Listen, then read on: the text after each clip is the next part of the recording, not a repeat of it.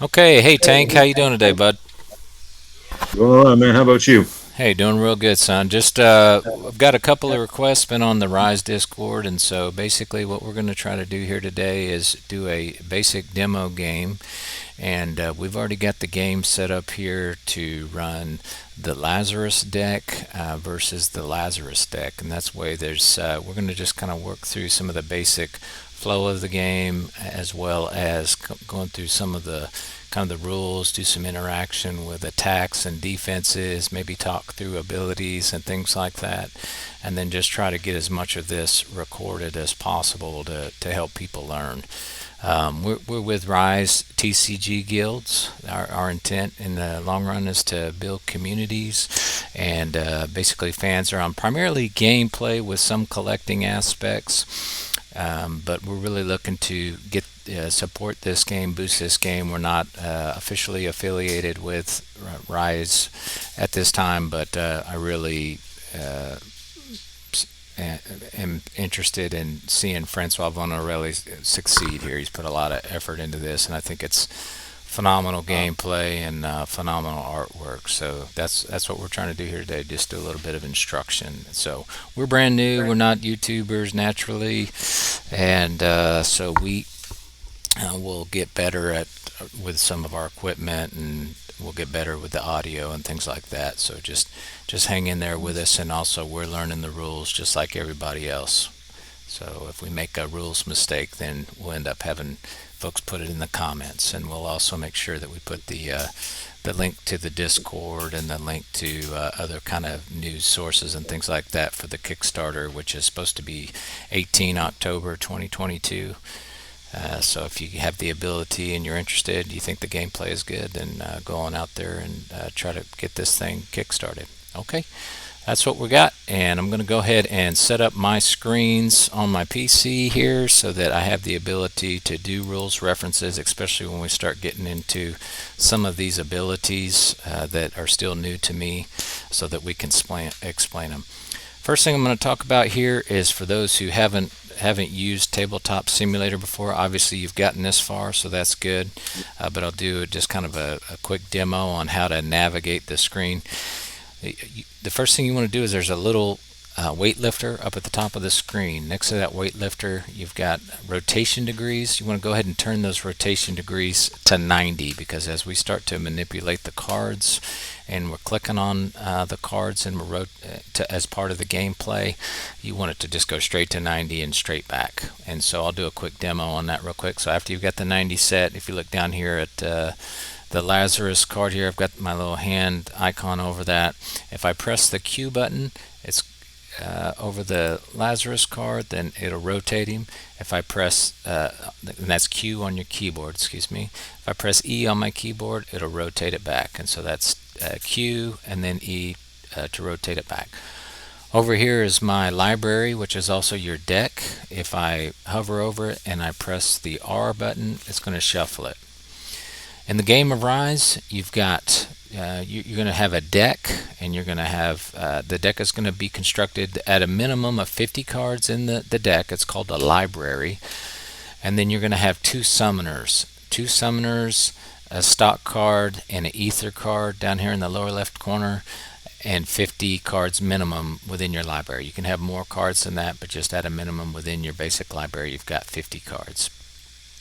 In the tabletop simulator here, Francois has gone and configured a bunch of free, all of this is free, right? Demonstration decks. There's also print to play for free online, and we will include those into the description on the YouTube channel as we get to it.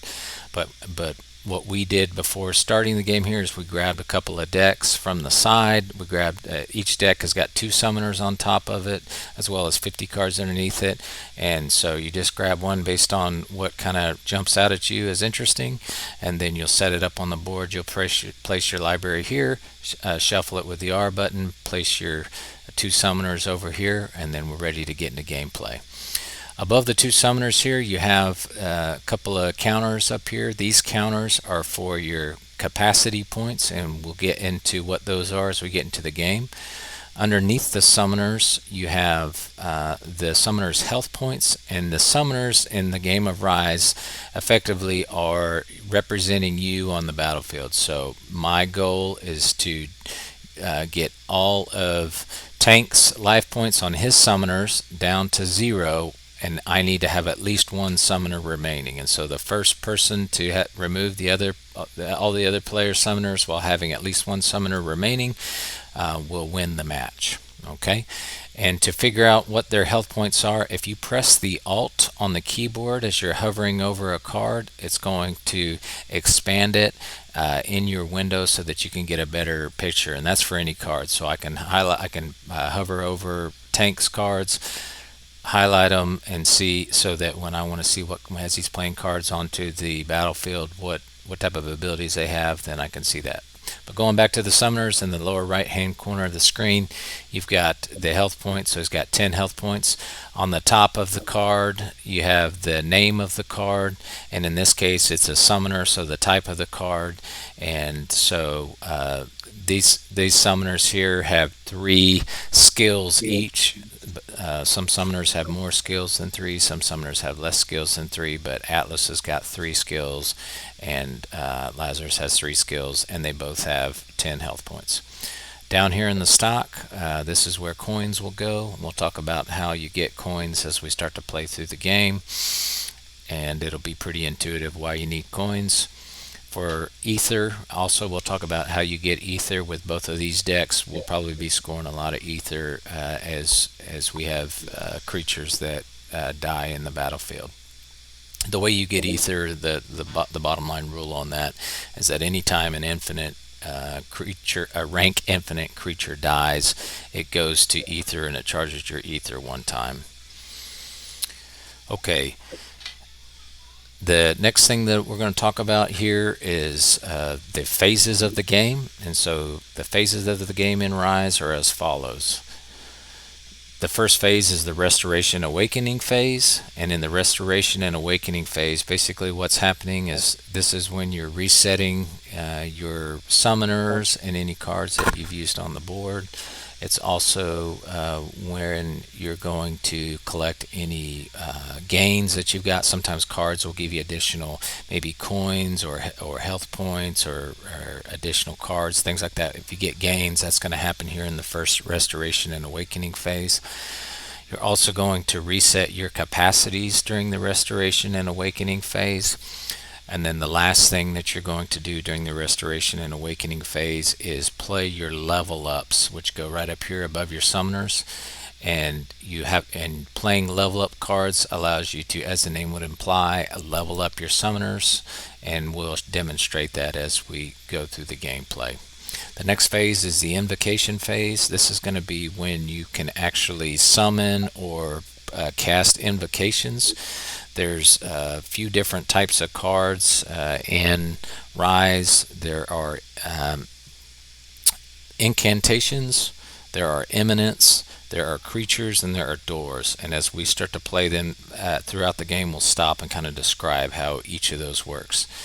The bottom line is you can play all of those cards on your turn, and then you can play cards with the imminent ability on your opponent's turns, but you cannot play, say, creatures, doors, and incantations that do not also have the imminent ability or the imminent type associated with them on your opponent's turn. Okay, only on your turn. Additionally, whenever you use a summoner, you have to use all of its capacity points. So the first thing we're doing is we're just going to jump right into gameplay, because I think that as you start to see the gameplay, you'll start to see the flow of how things work, and things will start to become more intuitive, and we'll try to talk through it as we go. So in this case, the way this will work, I'll plan on going first here, just for the sake of demonstrating the turn. But if Tank and I were playing a full up competitive game, then what would happen is we get a dice or a coin, something like that. And in this case, we'd pull one of these red ones out here. He'd grab a die, and then I'd hover over the die, and I hold down on the R key on the keyboard. That's R. And then if I hold it, it's going to flip it up. And then basically whoever gets the higher of the two, or if you want to flip a coin, you could flip the coin. Whoever wins the coin toss is going to can decide if they want to go first or second. In this case, I'm going to go first just to be able to show the gameplay from a easier vantage point on the first turn, and then Tank will go second. So because Tank is going second, he's going to draw 4 cards. And the way I'll shuffle it up just one more time here. So I press the R button over the deck, and then however many cards I want to draw, I press that number on the keyboard. So if I want 1 card, I press the number 1. In this case, I want 6 cards, because if you go first, you draw 6 cards. So I press the number 6, it drew me 6 cards, and you can see at the bottom of the screen here, when I hover down over it, it starts to push the cards up for me. And if I press the Alt button while I'm hovered over the cards, then basically it'll give me a better view by zooming in on those cards. Okay.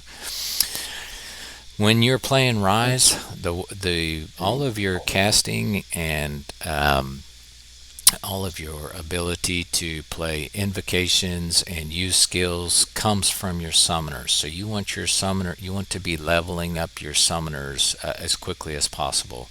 If you played other games like Magic the Gathering or MetaZoo, as the summoners are acting as your aura or your mana abilities. They provide you with the ability to cast additional creatures or invocations, as well as using their skills. So you want to get their summons up as quick as you can.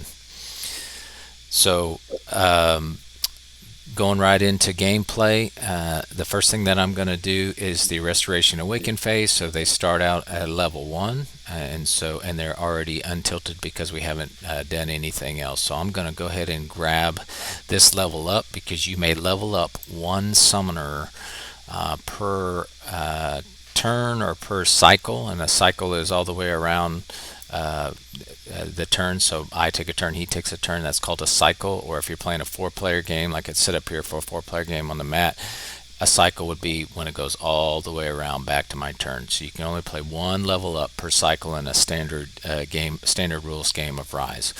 When I play that level up, I also am going to look at it to see if there's any other special abilities. There's not any other special abilities on the level up, and so I can boost my capacity by 1 up to level 2 when I do that. And now Lazarus is a level 2 summoner.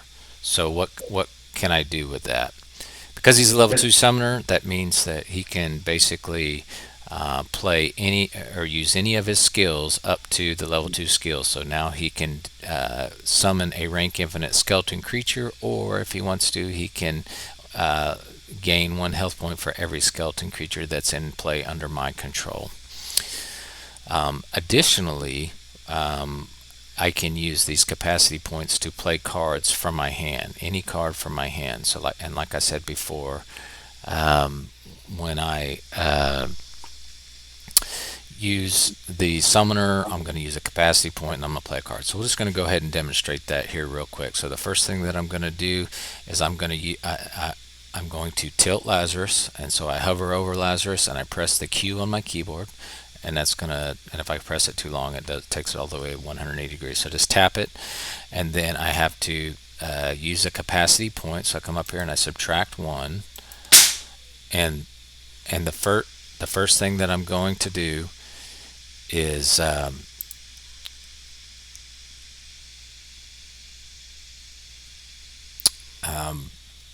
use the 1 capacity point, to pull in a skeleton. So Lazarus' ability has the ability to, if you look here at number 1, summon a rank infinite skeleton creature, and so that's what I'm going to spend my first capacity point on. So I'm going to come up here. If I press Control C over this skeleton up here, then that copies it, and then I come over on the board and I press Control V. So here, let me grab it here, press Control C, and then I should be able to press Control V. I guess I'm not doing it right. Control C and Control V. Okay, that's not working, so I'm just going to clone it here real quick. If I right click, oh, okay, I guess you're going to have to do it for me, maybe because you made the game. So, okay, I may not have, I mean, I have rights to be able to do that, so I'm going to have Tank do that for me for this game since he initiated the game. So he created a skeleton token for me. That's the first capacity. Then I'm going to spend another capacity point, because if I don't use my capacity points by the end of the turn, then they all drain out. I can use my summoner on Tank's turn if I want to, instead of my own turn, but I can only play imminent spells or use the skills from the summoner on Tank's turn. So I'm going to use the second capacity point there. I'm going to then play a card from my hand. So in this case, I'm going to go ahead and play the Skeleton King. The Skeleton King has an ability where he provides a +1/+1 counter charge, to all of my skeleton creatures. So, and then each time the Skeleton King attacks or defends, he's going to create a rank infinite skeleton under my control. And Tank's putting the +1/+1 counter on there for me, so I don't have to do it. So I appreciate that, Tank. Thank you. And then after that, whenever you cast a creature, they have Invocation Sickness, which means that they cannot attack on the turn they come into play. However, what they are able to do is use their actions if they have any. In this case, neither one has any actions. One thing that I did not do back in the restoration phase of the game that I need to rectify now before we go any further is collecting the coins as part of the restoration awakening phase. So down here in the lower left corner, what matters here is that every turn when you start the turn, if you draw 2 cards, you will get 1 coin.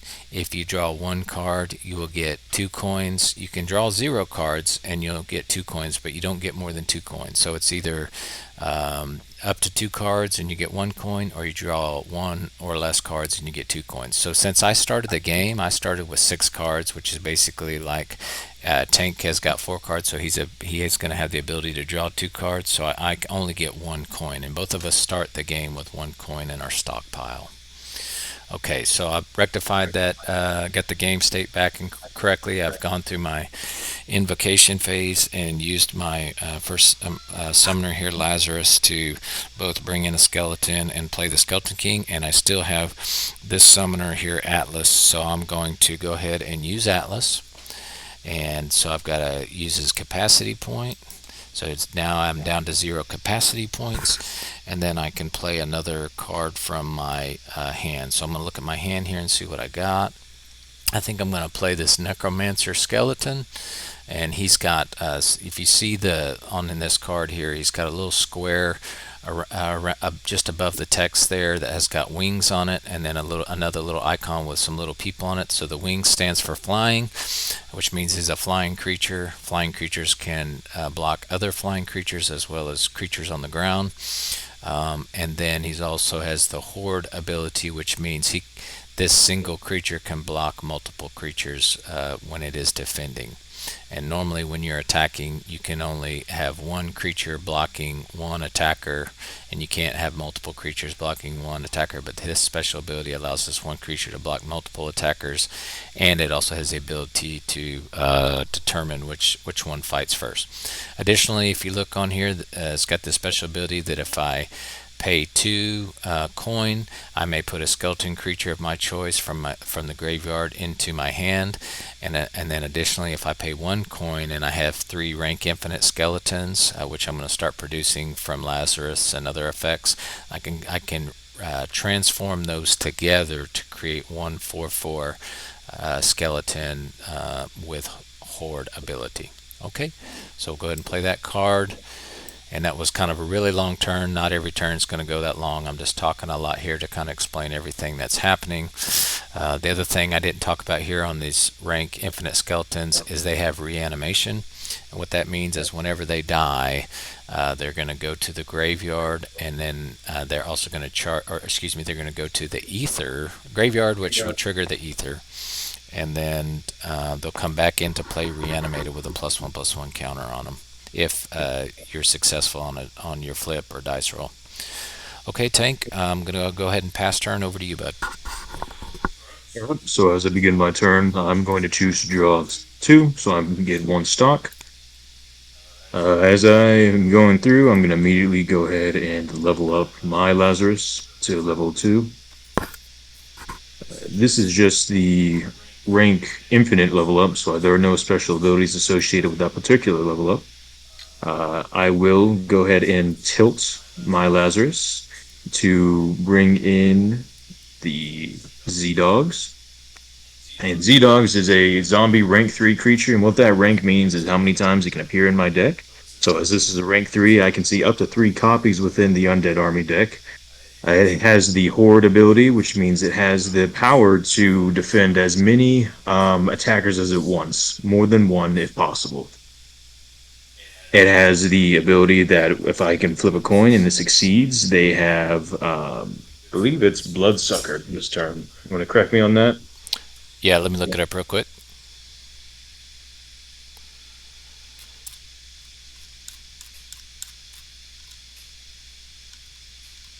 What is the symbol of? So the ability is called Drain, and Drain gains a +1/+1 bonus charge when blocked during an attack phase after the combat phase. Okay, thank you, Tank. Appreciate that. No problem. Okay, so I still have one remaining capacity point, and what I'm going to do with that is also summon a rank infinite skeleton for myself. I will leave my Atlas unfatigued or untapped, and pass turn back to you. Okay, copy that. And so one thing I will say is just terminology-wise, in Rise they use the terminology tilt, which is we might say tapped and untapped or awakened and fatigued, but that's just because we play too many trading card games, and so if we intermix those, we apologize. But if you're referencing a card, the text might say tilt or untilt or awaken. So just for to not provide any confusion on our part. Okay, so it's he passed turn, so over to me. So the first thing I'm going to do is go back into the restoration phase and awakening restoration phase, and so I'm going to bring my capacities back up and for my summoners, and I'm going to untilt my cards. And I'm going to do the same thing for Lazarus, bring his capacity back up. And then in this case, I think I am going to draw 2 cards and take 1 stock. So I'll go ahead and get my stock first. So I'll go up 1, and then I'm going to draw 2 cards. So I hover over the deck and I press the number 2 and draws me 2 more cards. Looks like in this case, I was able to get another level up, so I'll go ahead and play that level up. I'm going to play that level up on, I think what we want to do here, I think we want to go ahead and level up Lazarus all the way to level 3. So I'll take him up to level 3 and bring his capacity points up, and then now I'll decide what I want to do this turn. So I'm going to go ahead and let's see, and I also got my stock already, so that's good to go. I'm just going to look at my cards here real quick and see what maybe my options are. So what I'm going to do is I'm going to tilt Lazarus, and I'm going to use a capacity point. And the first capacity point I'm going to use, I'm going to cast and do an invocation for Sato. And so for Sato, if I'll zoom in here, Sato, if I can add 1 to my stock each time an action activated by my opponent. So whenever Tank tries to do an action and it fails, then I get a coin every single time because the term Sato, so like I'm a sadist, I'm getting happy from his pain. You'll find a lot of this game. The artwork obviously is phenomenal, but there's all kinds of hidden references and humor, Easter eggs, that kind of thing, play on words, and it's just really fantastic game. But anyway, so that's Sato. So he is played. It's an incantation. So if you look at the top of the screen there, incantation rank 2. What that means, the incantation is the type, Sato is the name. Rank 2 means whatever the rank is how many cards maximum I can have in a deck. So if it's rank infinite, you see the infinite symbol, you can have as many cards in your library as you would like. Rank 2 in this case, I couldn't have more than 2 of these Satos in my library at any one time. And Tank, if you ever have anything to add as I'm going through rules or recommendations, please just jump right in there and help. Yeah, so I got one thing I'll just interject real quick. This is easily rectified. As you played your level up rank 2, it does have a bonus effect that the summoner who gained that level does gain 3 HP. Yes, that's a very good point. So that's a secondary effect. If you look underneath the targeted summoner gains 1 level, it says the summoner who gains this level gains 3 health points. So in this case, that means Lazarus will go up to 13. Thank you, Tank, for correcting that for me. And additionally, because Lazarus is already up to level 3, I cannot level Lazarus up any higher than 3. However, if I have a level up card and I want to get a benefit, the secondary benefit, in other words, in this case, the 3 health points, I can still play that level up card 1 per turn to get the secondary benefit, but I won't level the actual summoner up anymore. Thank you, Tank, for rectifying that. Okay, so I've used 1 capacity point to play Sato. So the next thing that I want to do is I want to go ahead and bring in another card, do another invocation. So I'm going to decrease Lazarus by 1 more capacity point, and I'm going to bring in Protiform. Protiform is a copycat, and so and he has the ability copycat and the ability pierce, or no, that's what is that ability? Tank. It'll be reach. Reach allows you to defend or from all planes. Awesome, thank you, Tank. And can you, if you can find copycat for me, if you want to talk through that. But basically, each turn, as I understand it, I'll be able to relaunch an action from my creatures, my doors, my incantations. So, for example, I believe if so, Sato's action here is to. So no, I wouldn't be able to do that. But I've got this action up here. So the Necromancer skeleton. So I can pay 2 coins, and I may play a skeleton creature of my choice from my graveyard into my hand. Protiform allows me to do that a second time. I still got to pay the cost associated with that, but I can do it a second time. One thing I didn't talk about before is that any action, whether it's on a creature, on a incantation, or anything else, not this one, but anything that where I'm actually doing an action where I've got to pay for something like this right here where it says 2 coin and I can do something, I can only do that once per turn. Protiform gives me a special ability where I could do it a second time. And additionally, over here on my skills, I didn't talk about this before, but I cannot do the same skill more than once in a turn. I can only do a skill 1 time per turn. So I'm going to look down here. Neither one of these 2 cards I want to play, so basically the last capacity point I'm going to use to bring in another rank infinite skeleton. So Tank, if you'd copy one for me and put it out there, I appreciate it. And now that newest skeleton that I have there has got Invocation Sickness, but the other skeleton and also the Protiform has the Invocation Sickness, but now I can, in fact, I'm going to pull them behind here so that I don't confuse myself. So I'm actually going to talk about that Protiform real quick if I got a second. Go ahead.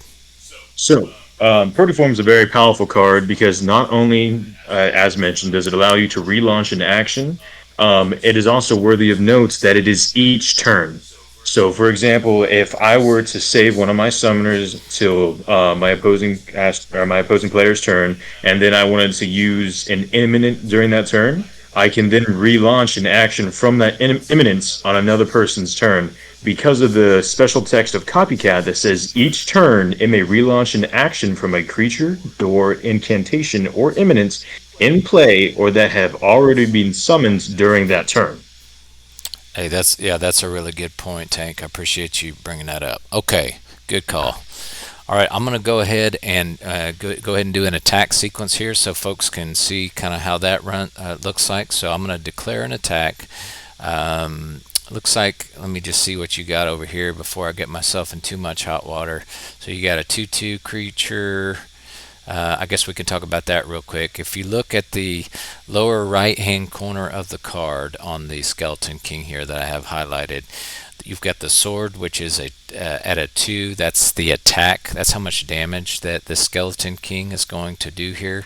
And then you've got the shield, which is 3. That's how much damage it can take before it dies. And also the damage, if I don't do enough damage to destroy a creature, then at the end of the turn it regenerates all of its defense back up. So for example, if I did 2 damage, if Tank has a creature that does 2 damage to the Skeleton King, but he can't find a way to do an additional 1 point of damage, then the Skeleton King will last through the turn, and then the start of the next turn he's all the way back up to his full 2/3 damage and defense capability.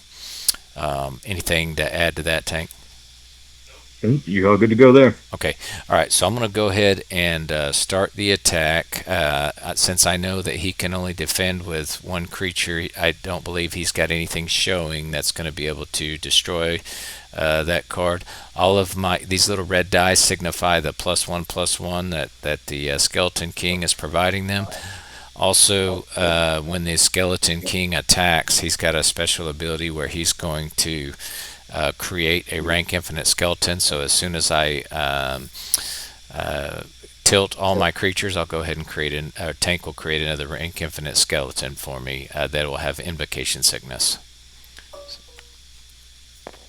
Thanks, Tank. Okay, so now I've attacked with my 3. You declare all of your attackers at one time. As I declared that attack, he created the rank infinite skeleton for me. And so now Tank is going to decide how he wants to defend. Tank, over to you. Okay. So as I gain priority, I'm going to choose to defend with Z-Dogs. Z-Dogs has a special ability that is called a Horde. And what Horde allows me to do is it allows me to, if I can find it real quick so I can read exactly how this says. A creature that has Horde can block multiple creatures when it defends. I choose the order in which they face each other. So, as I defend here, I'm just going to probably choose the easy rank infinite skeleton. It has the first defense, so he defends and is first going to go up against the rank infinite skeleton. Okay, so I see that you tilted your card. Do you have to tilt your card when you defense, Tank? I don't think so. We'll do not know. We'll ask that.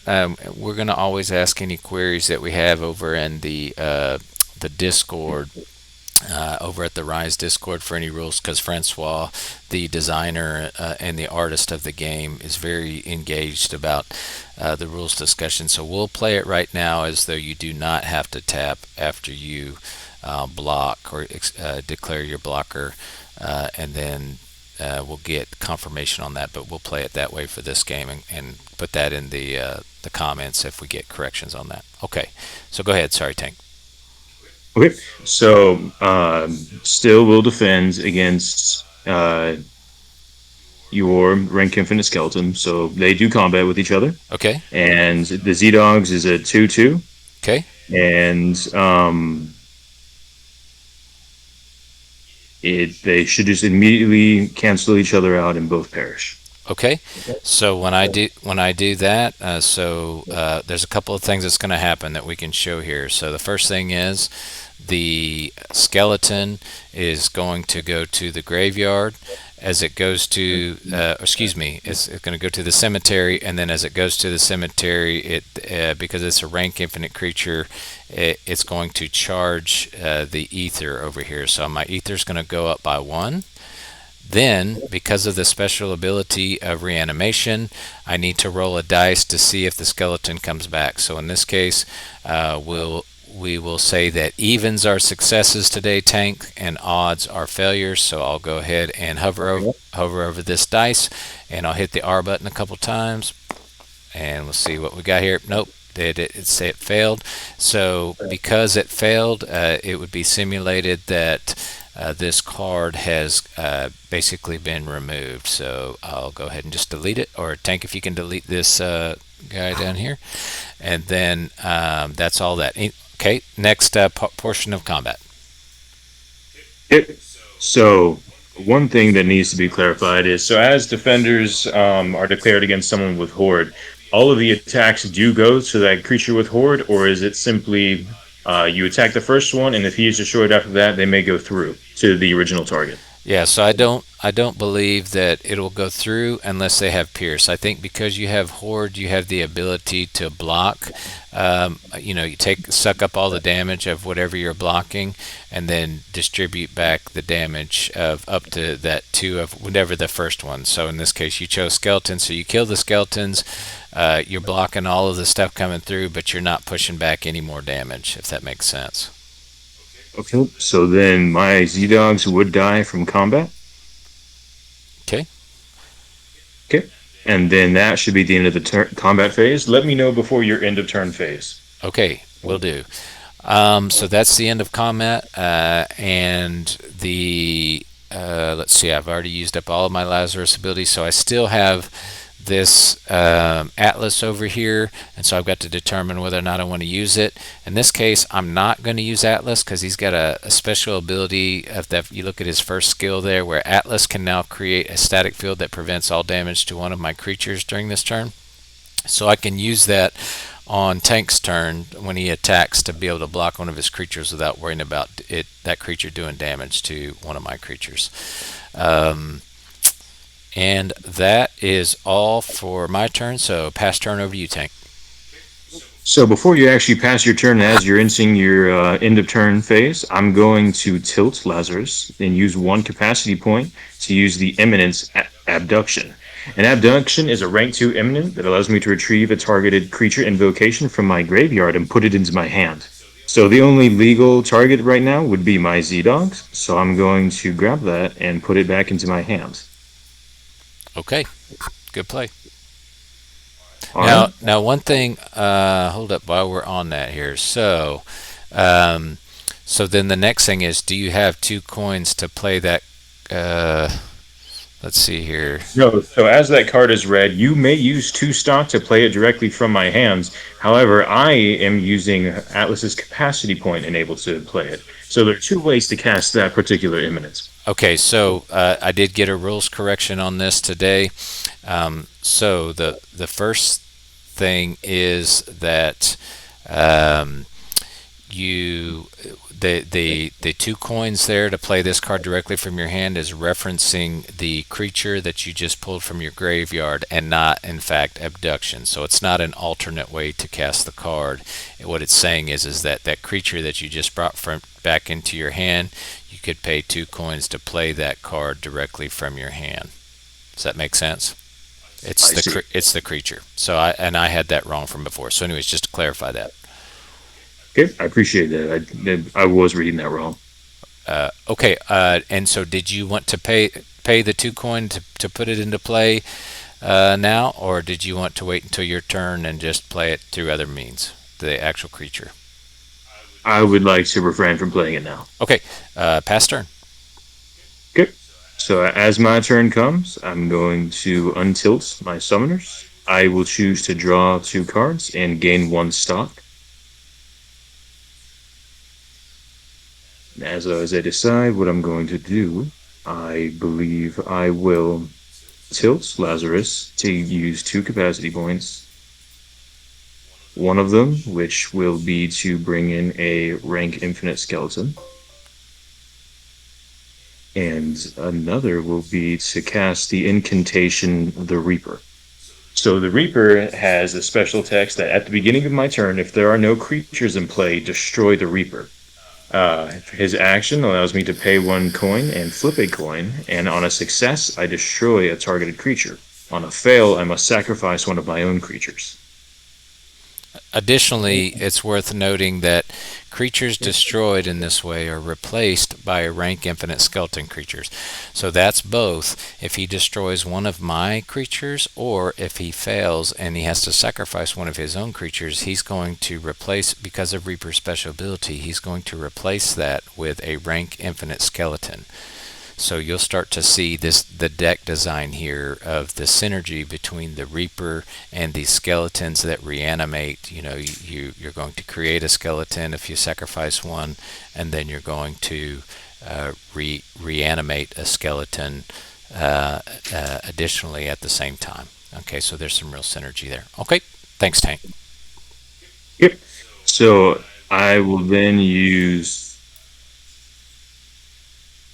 his the ability. So I will pay one stock, Okay, and I'm and then I And I'm going to go ahead and put a black die on there showing that you've used it this turn, since you can use it that once per turn. That's just as an indicator until we get some kind of tokens or something to show that actions. Okay, you can use it. Yeah, you could do that if you rather do that. So how we'll do this is the I means it has been unused, and this skull indicator right here will mean that it has been used. Perfect. Could you copy a couple of those for me, and I'll do the same thing. That's a good idea. Thank you. Perfect. And just for your essay, you are able to just press F to flip them just like the cards. Perfect. Thanks, Tank. No problem. So then I will be targeting your Skeleton King. Okay. And then I'm hoping to get evens and planning on getting odds.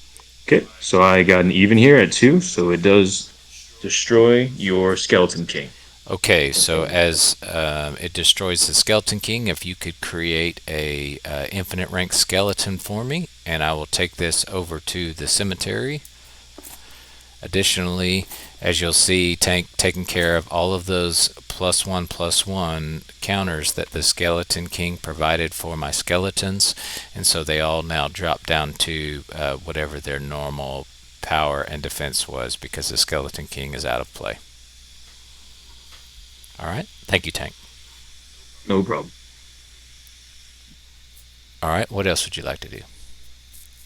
Okay, from then I will pass turn. You don't want to use up your last two capacities? I have used them, so I just haven't been keeping track of the clicker because I brought in one rank infinite skeleton as one of his capacity, and has the second one brought in the Reaper. Okay, thank you. Appreciate it. And then you're going to save your Atlas. Okay, gotcha. All right, so I'm going to go into my restoration phase here, and I'm going to untilt all of my creatures, summoners. I'm going to refresh my capacities. I'm going to determine how many cards that I'd like to draw. I'm going to, I think, go ahead and draw 2 cards again. So I'm going to take 1 to my stock. And so I'll go ahead and draw 2 cards. And I'm drawing 2 cards. And then the next thing that I'm going to do, because I do have a level up, is go ahead and play a level up on my Atlas Summoner. So I'll pull that out here. I'll bring the capacity up to 2. And then I believe it has another secondary ability on this particular rank 4 level up. Is that the summoner who gains this level adds 1 to my stock, so I get 1 more coin in my stock down here, and so we're up to 5. And then we'll go ahead and go into play. I'm going to do a quick kind of look here to see what cards I got. So let's see here. The next thing that I'm going to do is go ahead and tap or tilt my Lazarus creature. So we'll go ahead and press Q and decrease my capacity by 1, so down to 2. And then I'm going to use, and I'm going to show you here that you can use skills in any order as well. So for example, I could use a level 3 skill, then I could use a level 1 skill, and then I could use a level 2 skill if I wanted to do that. Or I could use a skill, say a level 3 skill. I could use an invocation from Lazarus to cast a card for an invocation, a card from my hand, and then go back and do a level 1 skill. I could use a skill from Lazarus and then use a skill from Atlas and then go back to use a skill from Lazarus. They all happen instantaneously. And so the only thing that really matters is that at the end of whatever turn that I tilt the summoner, all of the capacity points have to be used up or they'll be drained out of the summoner by the end of the turn. Okay, so I'm going to use Lazarus's level 3 skill here, which allows me to bring a creature of my choice from the graveyard and put it directly onto my battlefield. And so I'm going to come over here, I'm going to grab that Skeleton King, bring him back into play, and then when I do that, Tank will help me out, and he's going to go put all the +1/+1 counters back on my skeletons. And while he's doing that, I'll just go ahead and review what cards I have down here for invocations, so that I can see if I'm going to play a card or use my other skills on my Lazarus there.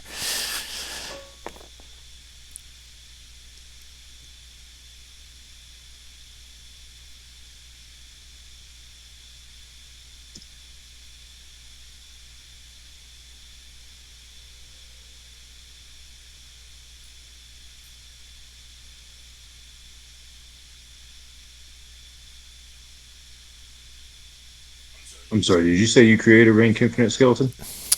No, I have not yet. Okay, I've got 2 capacity points left, and I'm determining whether or not I'm going to cast a card. I think what I'm going to do is go ahead and cast a rank infinite skeleton for my 2nd capacity point from Lazarus. So if you want to pull that into play for me, and he's got Invocation Sickness. And then the last thing that I'm going to do with Lazarus is use his 2nd ability, and his 2nd ability allows Lazarus to gain 1 health point for every skeleton creature in play that's under my control. So I'm going to count them up here. Looks like I've got 1, 2, 3, 4, 5, 6 skeletons in play, and so Lazarus is going to go up 6 health points to 19.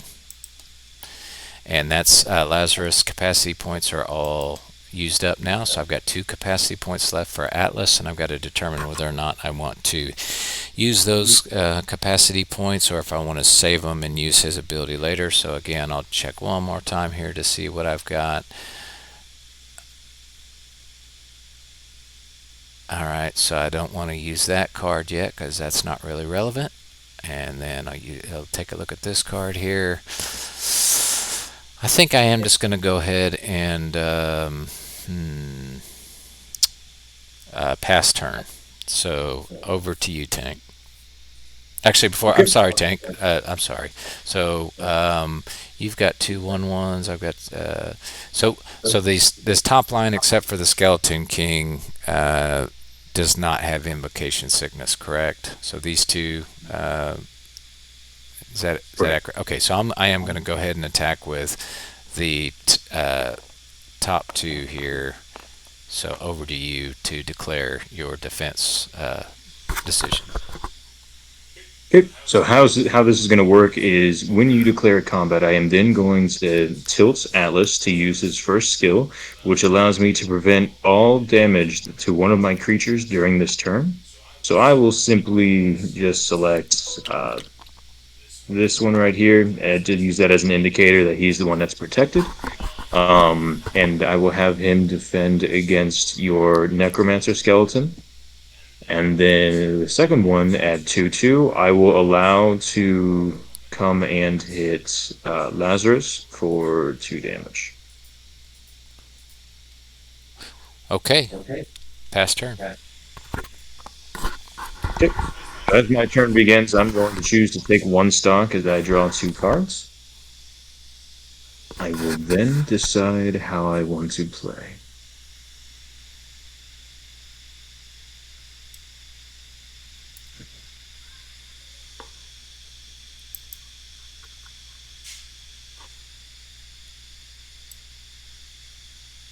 All right, so one thing I forgot to do, which I'll rectify, is that I did not untilt my summoners and then give Lazarus his 2 capacity points.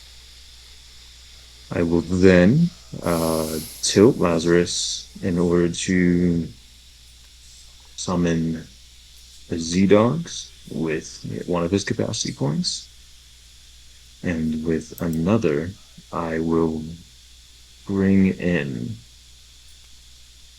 Ravenous Imp. Ravenous Imp is a eminent creature type that has flying and fire type that will be revealed in an upcoming news. If the Ravenous Imp comes into contact with a summoner, the targeted opponent removes one stock from their stock, and then I gain one stock, essentially stealing their stock with this creature. That's fantastic artwork. It's phenomenal. Okay. From then, I choose to. Hmm, I will then attack with both of my rank infinite skeletons. Okay, and that's fine. I just wanted to remind you that you do have this Grim Reaper back here. Just not that you want to use it necessarily now, but just in case that you did, that it's available for your use this turn if you need to. Absolutely. Okay, so you're attacking with those two. Hmm.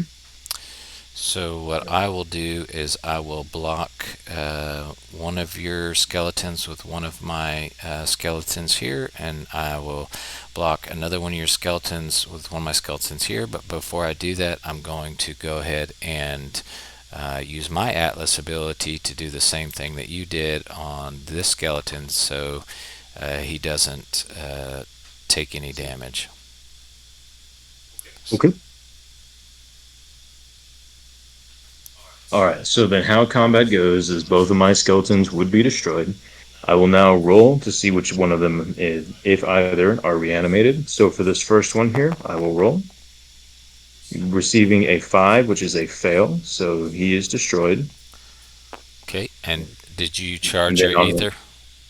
I will. Okay. And then on my second skeleton, I will roll. And getting a 5 again, I will reevaluate my choices. So after that, I will pass turn to you. We all have to reevaluate our choices, Tank.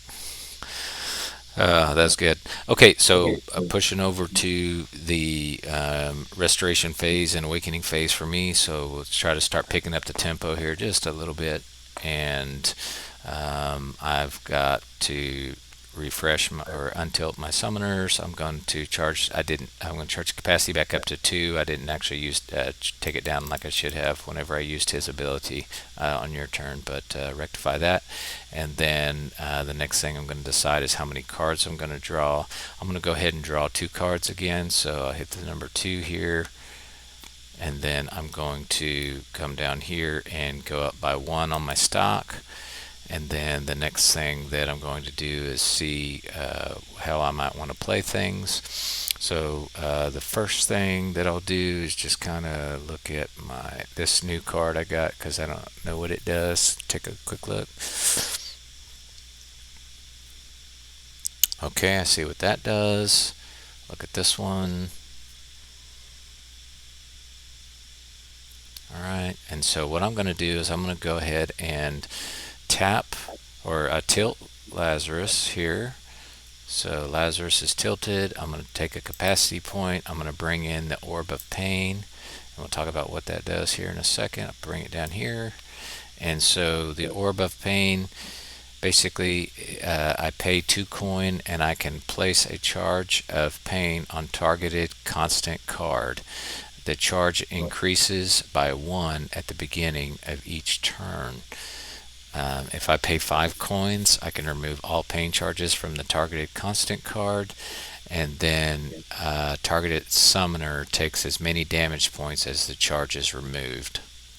So the first thing I'm going to do is pay the 2 coin.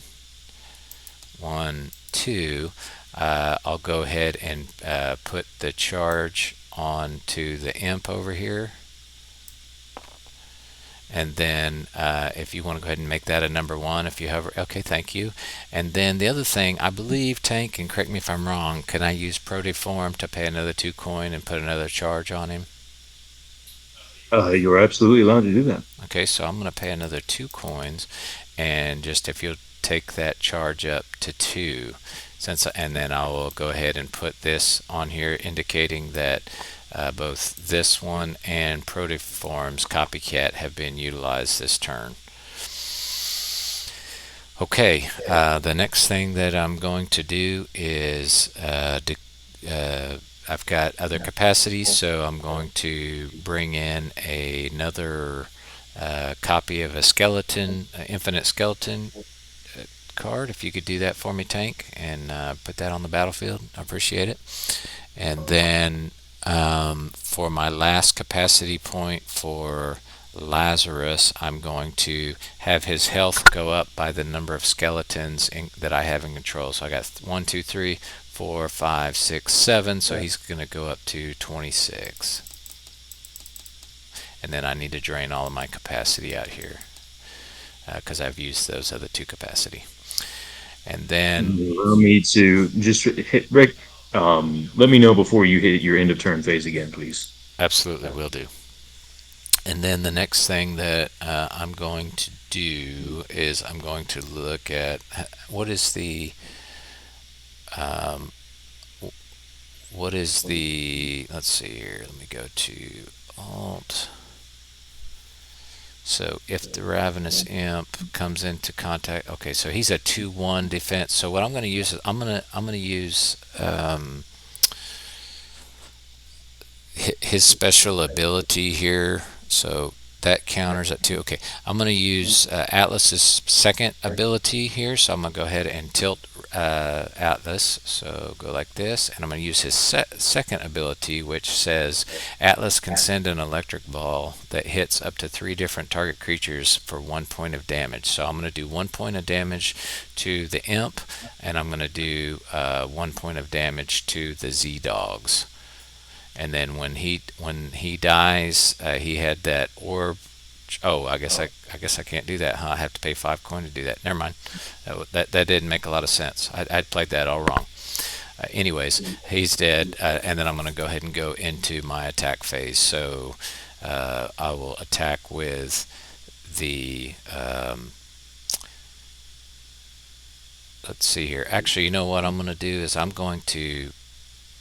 There's 2 of these skeletons down here that still have Invocation Sickness. Is that right, Tank, or is it just 1? It's just one. Okay, so I'm gonna take one of the ones that has Invocation Sickness and 2 of the other ones, and I'm gonna turn them into a 4/4. So I'll take this up to 4, and you can get rid of those for me. And I'm using um, the ability here from Necromancer Skeleton. So I'm gonna pay 1 coin and use his ability, and then I can turn the skeleton into a 4/4 skeleton with Reanimation and Horde. So, and then I need to pay my coin to do that. As a correction, that 4/4 skeleton does not have reanimation and only has horde.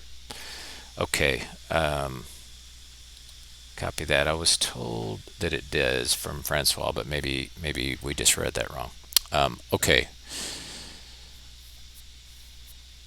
the he said, I think it's because they're melding, is what he said. The 3, so they're melding together to make this 4/4 that has Horde, and so I think they bring that ability with them because of Transform. Does that make sense? Okay.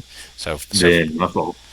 let's play it like that for now because they're melding together to transform into this, to combine to make this 4/4, and so it has Reanimation and Horde on this 4/4 skeleton. Okay, now I'm going to go ahead and attack with my Skeleton King. This skeleton here, this skeleton, and this skeleton. I'll keep my protoform back for now. For the when I attack with my Skeleton King, I put a infinite skeleton token into play because of his special ability. So the tank's going to do that for me. He's got Summoning Sickness, but he comes into play, or not summoning, but Invocation Sickness. And then Tank, over to you to determine defense. And by the way, this one has flying, I believe, so he cannot be defended against. So then, how I'm going to do this is he has 4 damage. Uh,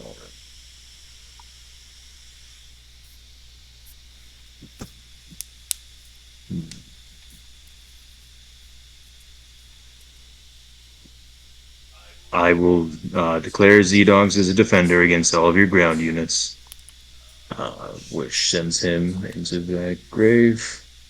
And then with the remaining 4 from Necromancer Skeleton, I will allow it to hit Lazarus. Okay. And then for Z Dogs, does 2 damage, right? Does he get to pick what he does his 2 damage to? Yes. Okay. So which one did I you? will I will pick for it to go to a rank infinite skeleton. Okay, so when you do that, it kills the rank infinite skeleton, which sends it to the graveyard, which pushes it, because it's rank infinite, it goes under the ether card, so that charges the ether. Because it has reanimation, I need to roll to see if it comes back with a +1/+1 counter on it. So I'll go ahead and do that. Looks like it does come back. So in this case, it comes back with actually that number 2, because he gets the +1/+1 from the Skeleton King, and he additionally, when he reanimates, gets a +1/+1 counter. But he can only reanimate once. So if this skeleton were to die again, so I'm going to put this dice right here to show that he's been reanimated. If he dies again, he does not come back. He goes. He is excluded from the game. So we'll just delete this card if he were to die again. Okay, and then. I believe that I am not. I don't think I have anything else that I wish to play right now. Let me just check this real quick with my last. Uh, yep. So not going to play that. I'm going to play that, and I don't need that. So I'm just going to go ahead and drain the rest of my capacity from Atlas since he was tilted, and pass turn. So as you're entering your end of turn phase, I'm going to tilt um, Atlas in order to play this Eminent Serious Exploration. It allows me to search for a rank 2 card of my choice in my library, reveal it, and then shuffle my library. So I will proceed to do that. Okay, and that's going to be great as long as you do not pick the Hecatomb, which is a rank 2 card. Just don't pick that one. Uh, well, how swell that I just. This is not a convenient card to play with this kind of style. So what you can do, I believe, is right click and click search, and it will fan out all the cards for you to see. You can just go ahead and pile them all together if you can, and then right click, pull your deck or your library back over, right click over the top of it. I'm gonna yeah, so right click on the top of the card or the deck. If you just want to shuffle it, it doesn't matter because you're about to search it anyways. And then Yep. right click on the top of it, and then select search. And then when you do that, I'll do the same thing just so I can show people what it looks like here. It's going to have a pop-up window that's going to show all of the cards, and then he's just going to grab whichever card he wants to grab out of there, and then when he's done, he's going to click the X in the upper right hand corner and to be able to draw that card. And so he's going to draw whatever card. He's got to draw rank 2, so um, where did that serious exploration go? Or I had to pull it back out. I accidentally okay. brought it in when I grabbed it. Okay. All right, so he's pulling serious exploration. So um, who did you use to play serious exploration? Atlas. Atlas. Okay, so he used a capacity point from Atlas to play serious exploration. He gets to search for a rank 2 card. He decided to pull out Hecatomb, as I expected, which if you look at the top of Hecatomb, it's a rank 2 card. And then also if you look at serious exploration, he can pay 2 coins to play this card now after he's grabbed it. So are you going to choose to play that card now that you've grabbed it, Tank? 100%. I figured you might. So now he's going to play that card. When he does play that card, he's got to pay. So he paid two, and he's got to flip a coin. When he flips the coin, if he's or he rolls a dice, if he gets a success, then all of my creatures will die. If he fails, then all creatures in play die. But either way, he's happy because he's trying to clear the board right now. Welcome to the illusion of choice.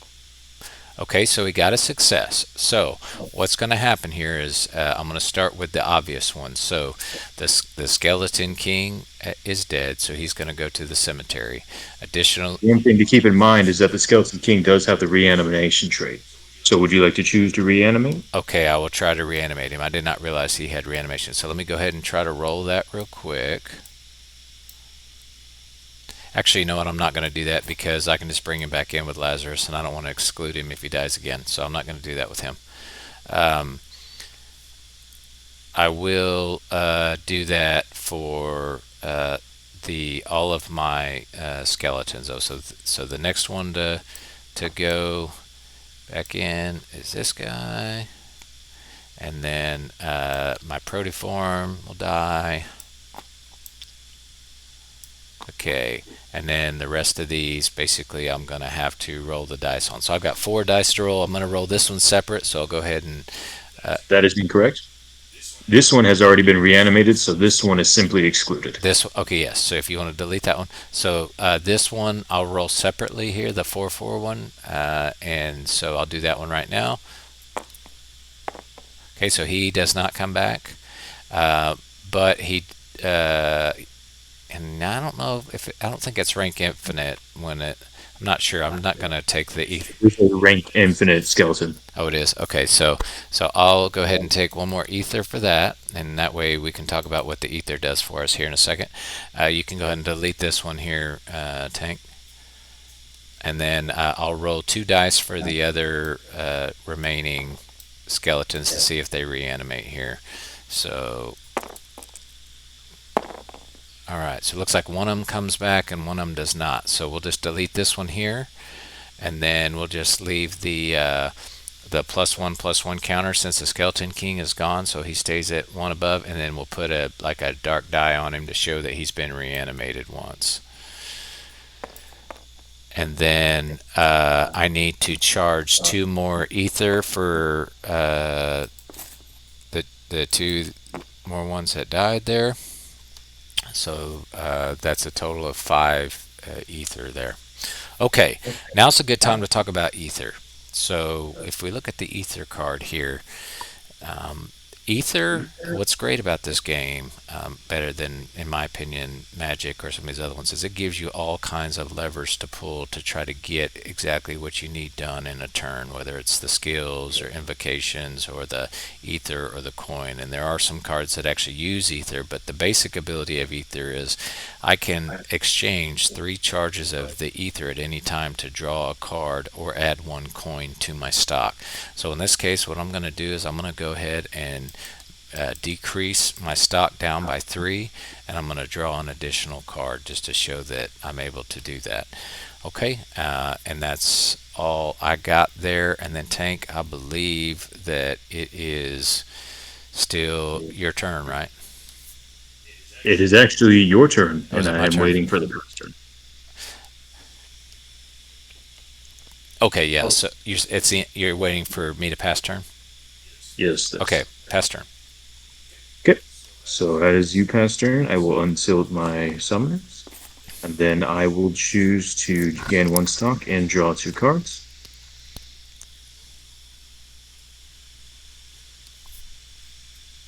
Okay. I will then tilt my Lazarus to bring in the Grave Robber. Grave Robber is a rank 3 monster, and he has an action where I can uh, pay 1, flip a coin, and on a success, transfer a targeted creature from an opponent's graveyard to mine. And then I will cast Proteform with Lazarus' second capacity point. Nice. What I will then attempt to do. And then just to remind you, that Invocation Sickness only affects attacks, so the actions from creatures can be played immediately when they come into play, should you decide that you want to do that.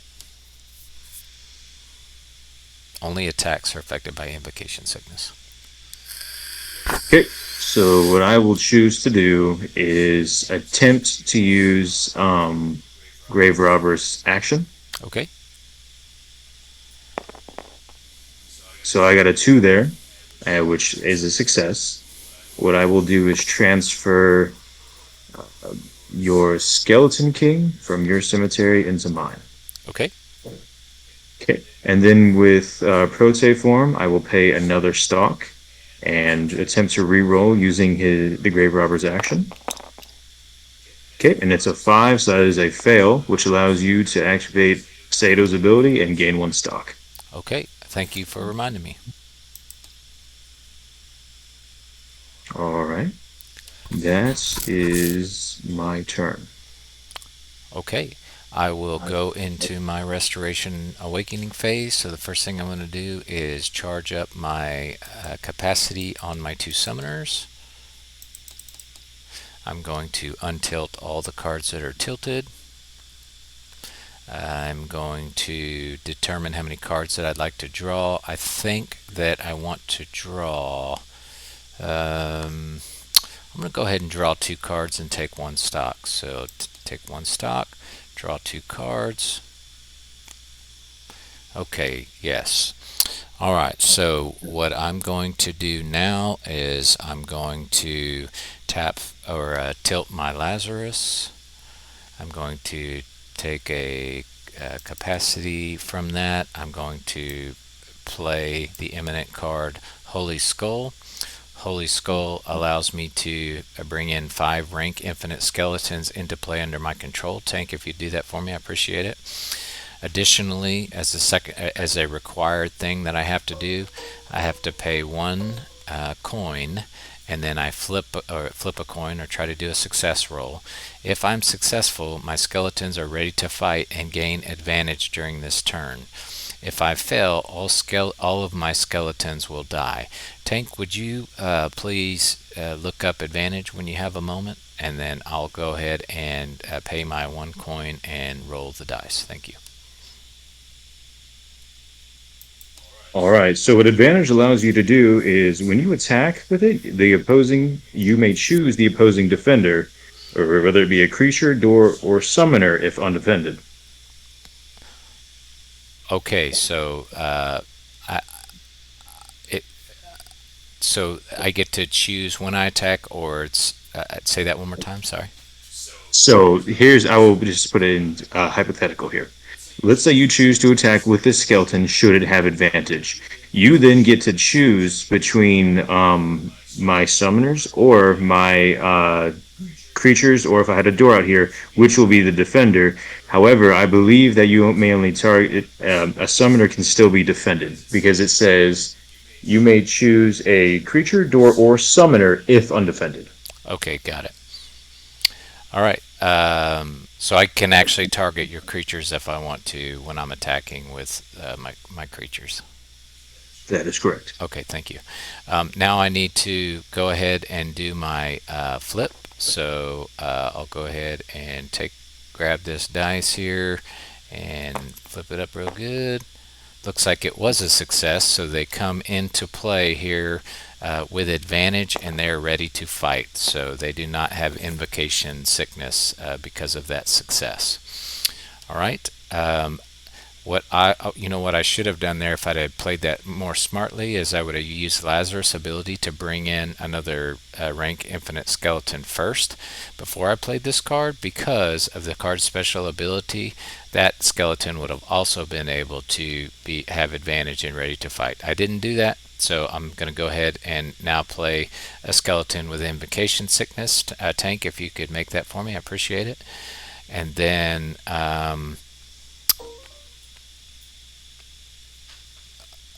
okay, now let me look at something here real quick.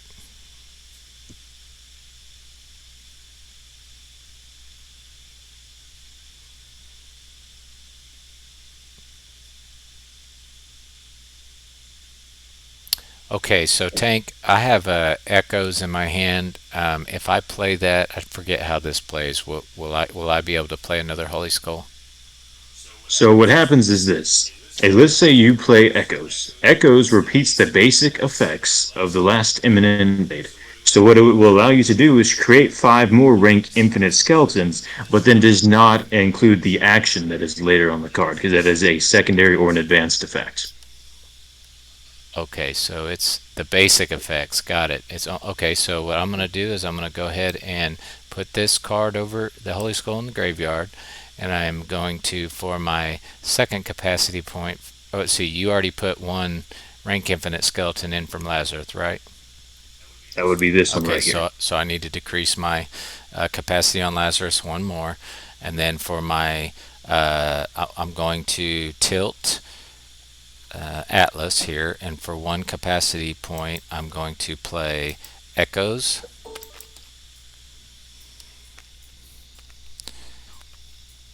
and all of those will have Summoning Sickness, those last 6 skeletons that came into play. Okay, and so then I've got one capacity each from Lazarus, and I gotta see, I've got one more.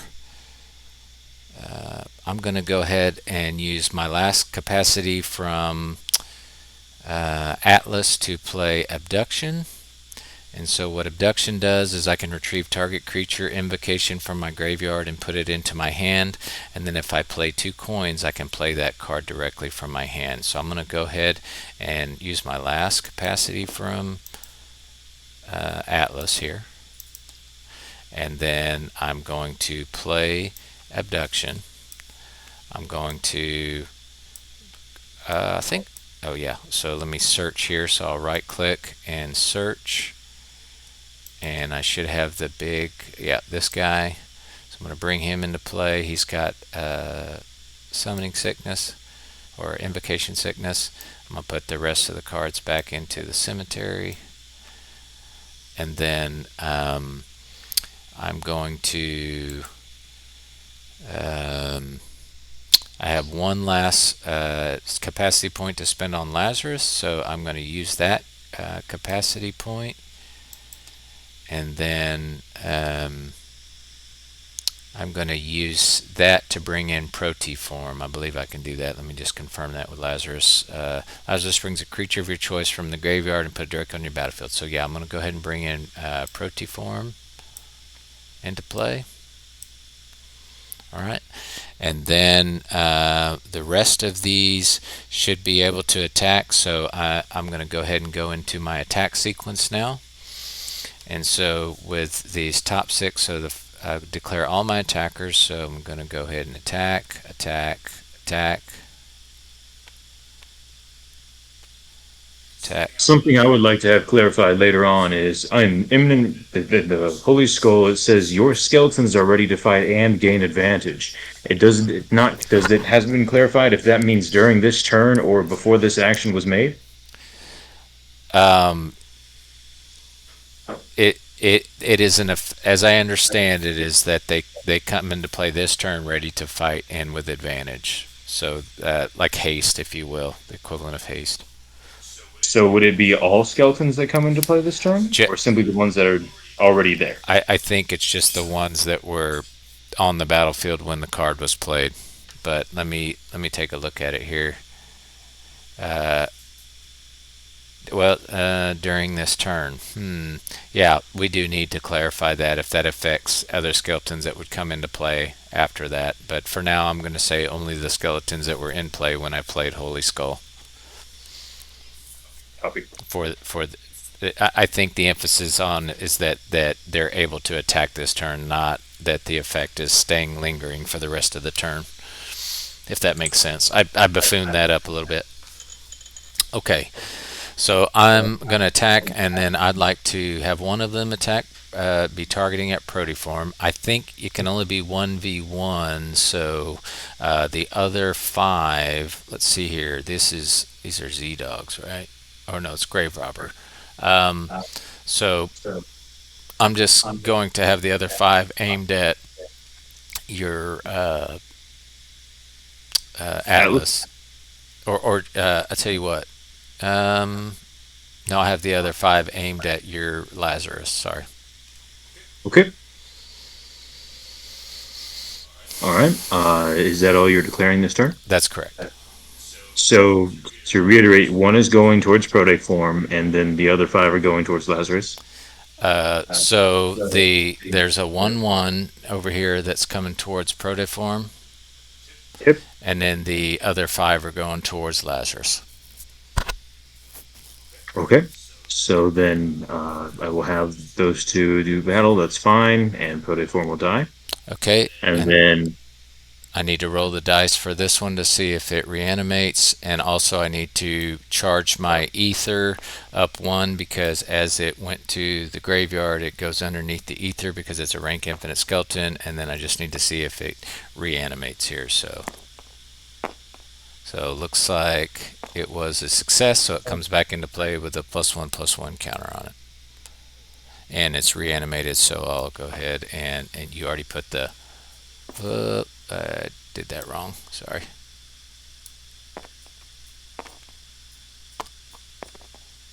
Thank you, Tank.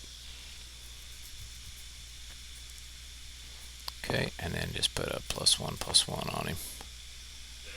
black is the Okay, +1. okay, good. Now that works. Um, okay, so all right, and then now if you want to take the rest of the damage, however, defend and take the rest of the damage. Okay. So I will have Lazarus take the rest of the damage. All right, and then And then let me know before your end of turn phase. okay, let's see here. I'm going to, and I need to. Sorry, I'd never put my echoes into the graveyard after I played that echoes on the Holy Skull. So Okay. I am passing turn. Okay. So as your passing turn, I'm going to tilt Atlas to use one capacity point to cast the invocation Resurrection Prophecy. The Resurrection Prophecy announces the return from the dead of one of your summoners. He returns to the game with 5 HP and at his initial level. So while returned to level 1, he does come back into play with 5 health. Roger that.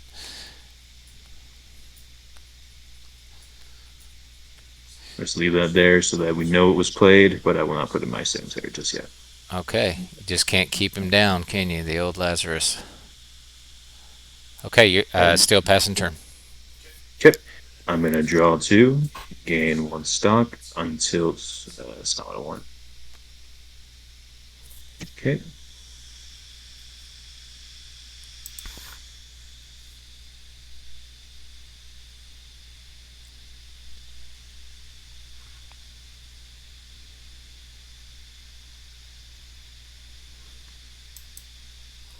All right. So I will tilt Lazarus to play the Eminence Irrational. So balance by destruction all cards in play based on those of a targeted opponents. I will be targeting you. There must be as many cards of each type on each player's battlefield as there are in the target opponent's battlefield. If cards are destroyed during this balancing, the owner draws 1 card for each card destroyed. If a player has fewer cards on his battlefield than the balancing requires, he is not affected by the effect of Irrational. So, by my read, this means we both must have the same amounts of monsters and skeletons and protoforms, correct? Yeah. So the way this is supposed to be played is within a multiplayer deck. So basically, the way that I'm trying to think of how Francois described it to me before. So balance by destruction all cards and play based on those of targeted opponents. So it's by destruction. So for example, if there was an opponent who had 2 creatures, like all of us would have to go down to 2 creatures and by destruction, if that makes sense.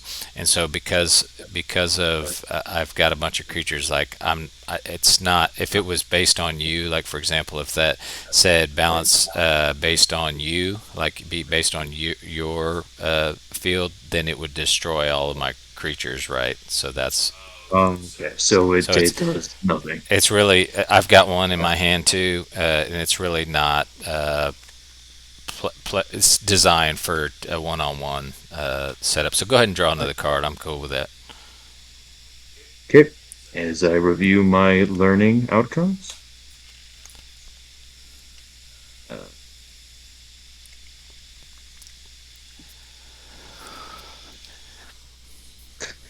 I will pass turn. Okay, Roger. Roger that. Let's see. I'm gonna go ahead and go into my restoration phase. So going 1, 2 on my Atlas. Go ahead and come back up to 3 for my Lazarus, and then I will determine. I think this time I'm going to. We'll go ahead and get everything back to here. I'm untilting all of my creatures. These need to be at 1. Um, for my +1/+1s on my skeleton, I only got those 2. And then the last thing I'm going to do is determine how many cards I'm going to draw. So I think this time I'm going to draw 1 card and get 2 stock. And then I'm going to use the 3 ether that I have here to draw another card. So I'll draw 1 more card. Okay, and then I'll just kind of take a look and see what I got. I'm going to go ahead and let's see. Um, let's do this. What do you got in play over here? You've got this grave robber. Okay, let's go ahead and I think I'm just going to attack first, and then we'll do all the stuff that I'm gonna do after that. It has been clarified that the combat can happen, or as far as invocation and combat can be interchanged as far as when they happen. Correct. Yes. Everything is based on turns. So anything like doors, incantations, creatures, I can play on my turn at any time. For if I your turn, I can only, or other opponents' turns, I can only play cards that have the imminent ability. And I don't know if I said this before, but there are some cards that have both the imminent ability and, say, creature, or the imminent ability and incantation, or imminent ability and door. And so obviously those cards can be played on an opponent's turn at any time. But whether it's skill or invocation, or ether or coin usage or actions, those are all instant type abilities that can be played at any time. Okay. Okay, and then so what I'm going to do is I'm going to go ahead and I want to just demonstrate this card because it's a pretty awesome card.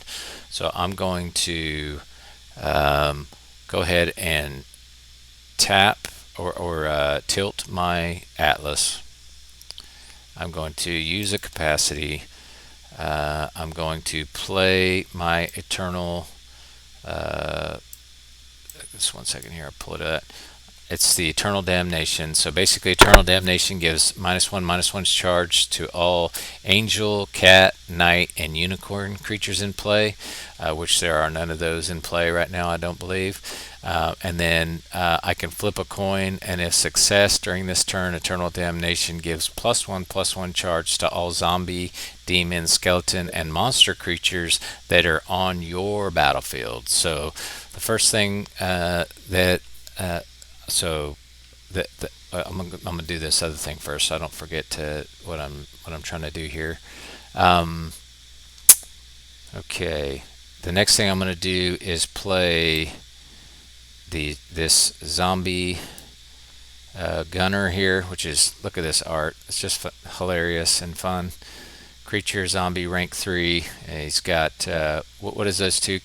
Reach, is that right? And far away, or So he is distance and reach. distance and reach. So yeah, obviously he can reach out and get you with his, looks like a Glock there. So we're gonna have to think of a good name for that guy.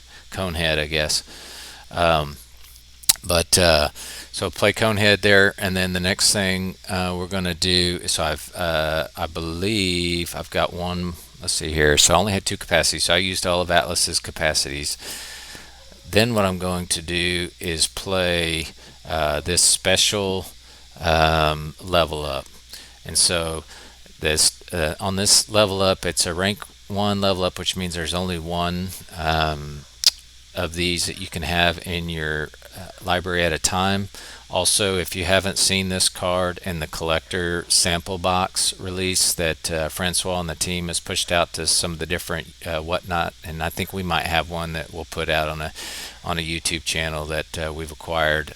So we'll show this, but just the hollow and the embossing on this card is just amazing. It's beautiful card. But anyways, I'm gonna go ahead and play this card. It's a special level up. It can be cast after using my summoner, and then the summoner who gains this level will straighten up and it can invoke or do its abilities. So I'm going to play this onto Atlas, and so I'm going to straighten Atlas, and then he's going to be able to use all of his abilities. And so the next thing that I'm going to do is let's see here. So I just wanted to show that it could straighten up again. The next thing I'm going to do is go ahead and use Lazarus. I'm going to bring a infinite skeleton into play. I don't think I have. If you could do that for me, Tank. I think I have. I don't have any more creatures, so I can't use that ability for Lazarus, but yeah, I don't think I can do that. So the next thing I'm going to do is um, uh, I'm going to get a life for every skeleton that I have in place. So I think that's what, 1, 2, 3, 4, 5, 6, 7, 8, 9, 10, 11, 12, 13, 14. I believe it's 14. So I'll go up to 40. You can see how this thing starts to ramp with this deck as far as life and whatnot. And then so that's two capacities I've used for the rank infinite skeleton and getting his life up. And then I don't think there's really anything else that I can play just yet.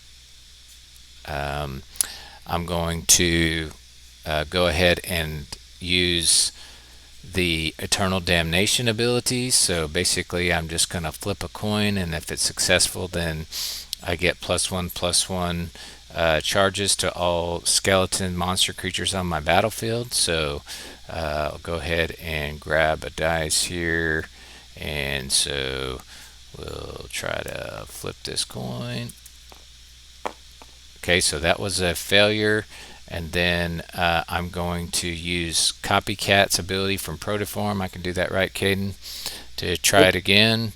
And we'll try to roll it across there. And looks like he failed again. Well, that's not good. And then I'm going to attack you with everything that does not have Invocation Sickness. So what I believe I can attack with Protoform, this guy. Which ones have Invocation? Just is there, or Sickness? Which, is it just that one?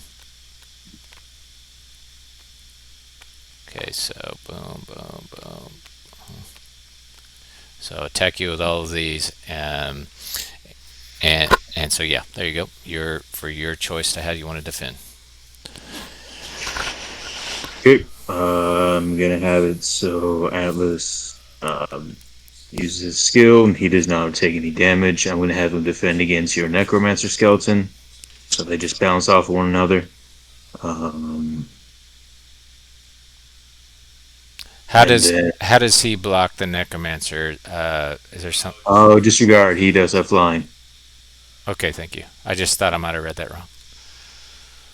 And then I'll just pick one of these 2/2 skeletons and block against those. The rest of it I will count up as 3, 4, 5, 6, 7, 8, 9, 10, 12, 14, 15, 16, 17, which is more than either of these have combined. Now, it just goes to one summoner, is that right? Or does it have to go to another one if there's more than you got? Do you know? So, uh, with allocating damage, I would assume that it just goes to the first summoner until it is destroyed and then goes to the next summoner. But of course, I don't know for certain. Well, let's just play it that it only goes to one summoner for now, and then if we'll ask that question if you remind me in the chat in the Discord. Okay. Then I will choose for it to go to Lazarus. Okay, and then pass turn, and I'm all my capacity. Oh, I still got all my capacities on Atlas, but my Lazarus is tapped out. Okay, and over to you. Okay. Keep doing that. All right, I'm going to choose to draw 2 and gain 1 stock. I'm going to level up my Atlas.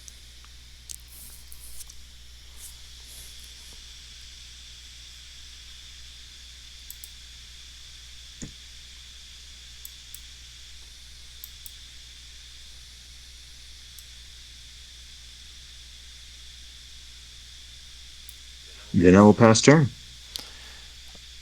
Roger that. Going to, let's see here, how many? So first thing I'm gonna do is restoration phase. So I will bring back in my capacity points for Lazarus, and then I will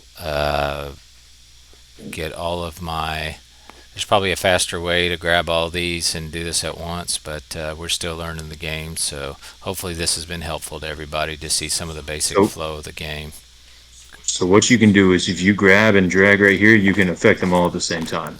How do you do that? So just come over here to where my hand is right here. Okay. Click and hold down with the left mouse button, and then just drag over here to a corner. There should be a white opaque box that starts to form, and then it will highlight cards in, I think, a yellowish or green. Okay. And that shows which cards or what things you are affecting at the same time. Okay. All right, good. So yeah, there's a drag box. Okay, thank you, Tank. That's good. No problem. All right. So everything is now awakened, and so then what I'm going to do is I'm going to go ahead and draw 2 cards,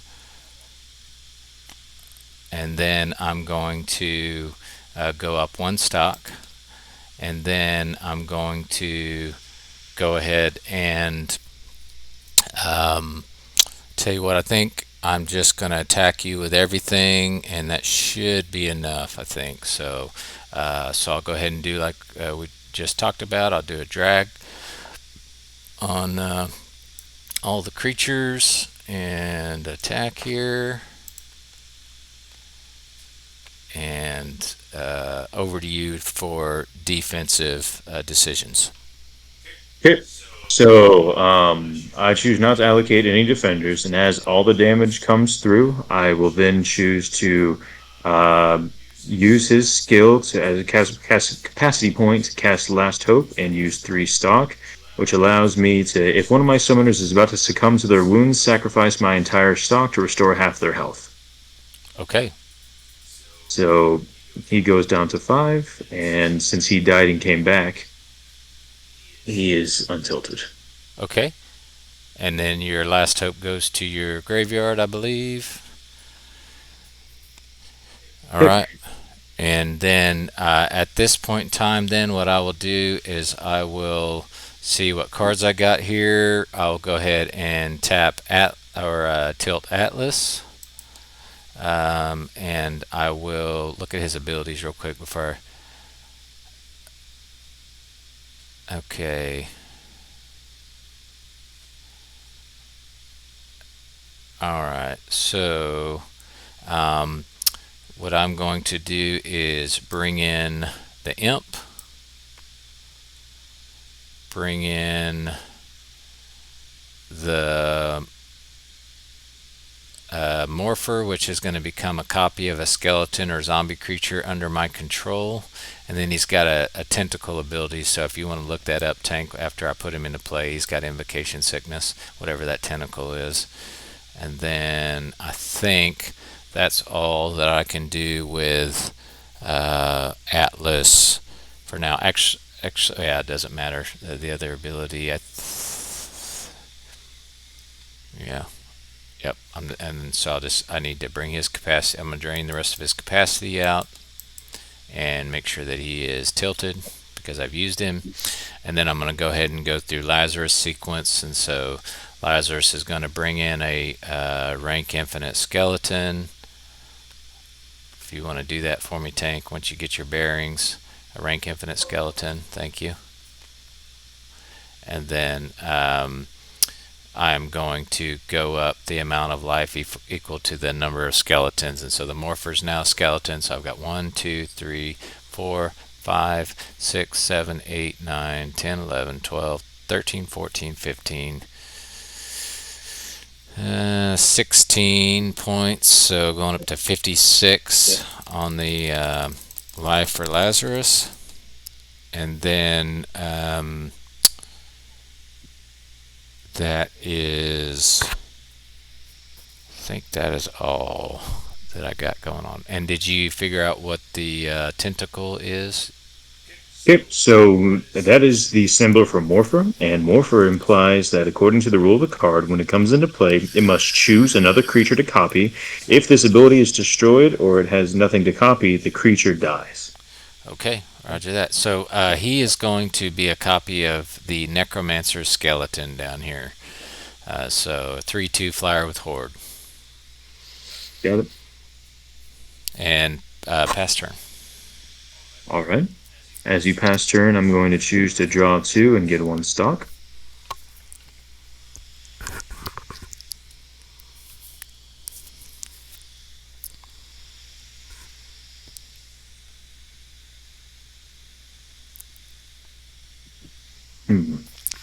So as I will try to do this, I will tilt him for still 2 capacity, and then bring in Z Colossal, and also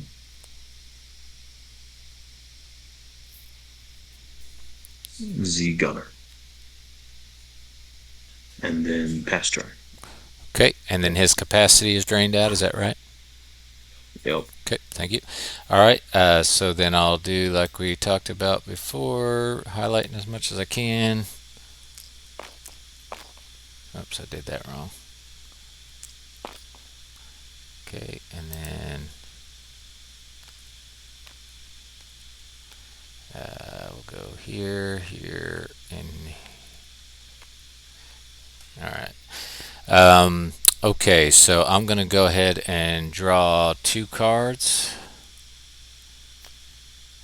And one thing I will bring up now is that if you can't draw any more cards, you don't lose the game necessarily by drawing more cards. But there's basically what happens is your summoners start to, I think it's lose life. If you want to look that up for me, Tank, while I'm getting everything set up here. Appreciate it. Okay, so what I'm going to do first is use the let's see what I drew here real quick. I'm gonna go ahead and I'll play Masso. So let me tilt him. I didn't bring his bring that back up to 3 first, and then use 1 capacity point here to bring in Masso. And so Masso comes into play. Masso has the ability that one of my summoners gains 1 health point each time the activation of an action under my control fails. So it's a masochist, if you will. So when I fail, I will get 1 health point on the summoner every time I fail. And then so combining that with, let's see here, Sato. So Sato's targeting him, Masso's targeting me.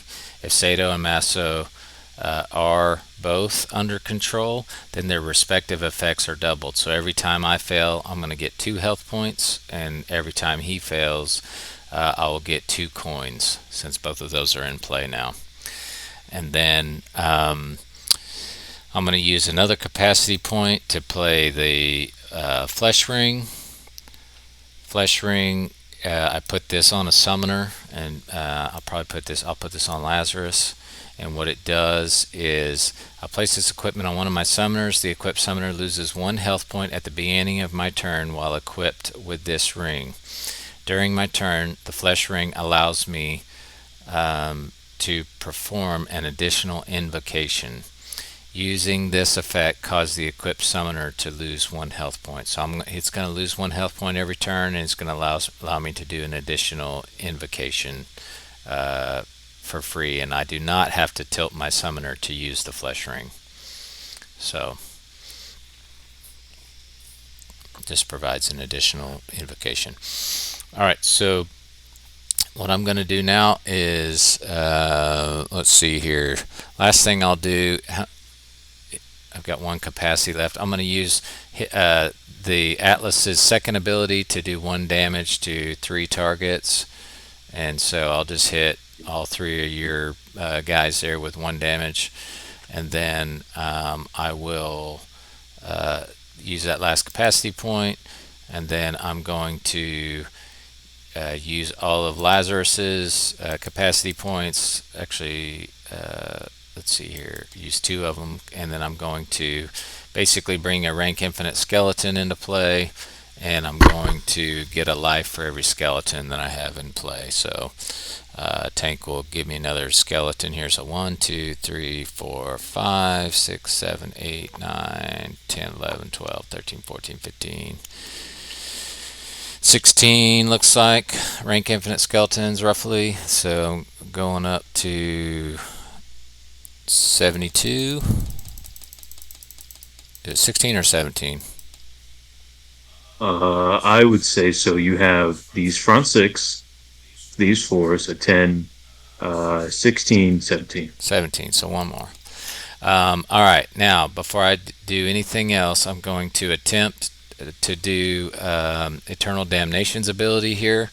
So I'm going to flip a coin on the success. I get +1/+1 charge to all my zombies, demons, skeletons, and monsters on my battlefield.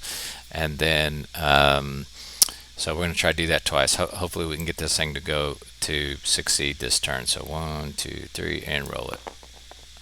Okay, so no on that one. Then I'm going to use Proteform's ability. And I'm going to try it again. So this time we'll pop it up. It still doesn't work. Okay.